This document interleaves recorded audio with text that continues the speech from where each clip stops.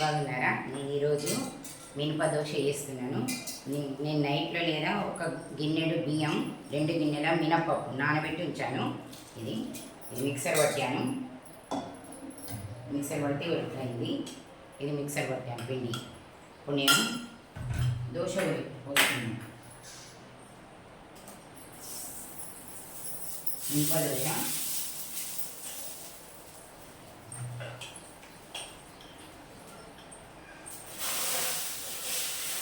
పల్లీ చట్నీ, మినప దోశ.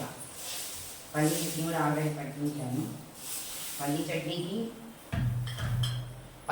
గిన్నెడు పల్లీలు వేయించాను.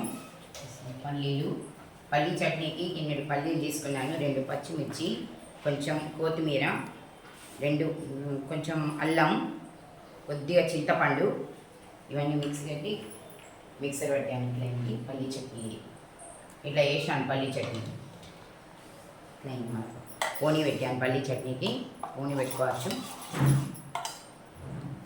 కొద్దిగా కరివేపాకు వేసి పోనీ పెట్టుకోవాలి. జీలకర్ర వేసి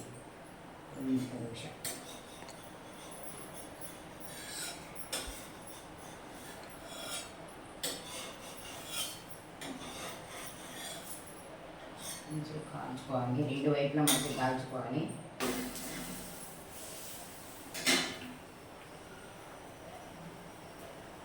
దోశను 2 వైపులా కాల్చుకోవాలి.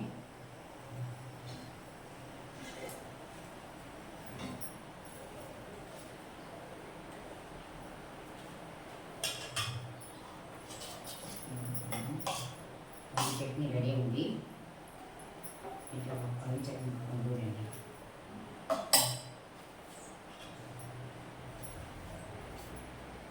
2 వైపులా దోశను మంచిగా కాల్చుకోవాలి. ఇంట్లో వేసేటప్పుడు కాల్చుకోవాలి 2 వైపులా.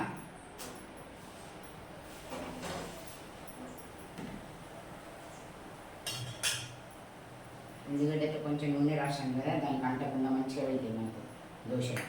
అందుకని ఉల్లిగడ్డతో నూనె రాయాలి.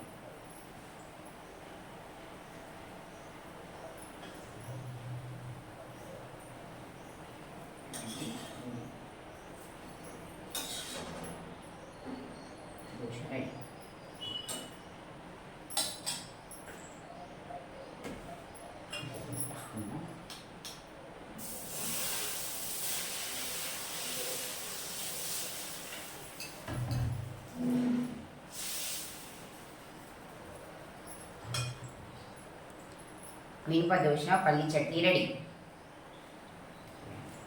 నేను టేస్ట్ చేసి చెప్తాను. చాలా బాగుంటుంది. బాగుంది. మీరు కూడా చేసుకోండి, తిని నాకు చెప్పండి.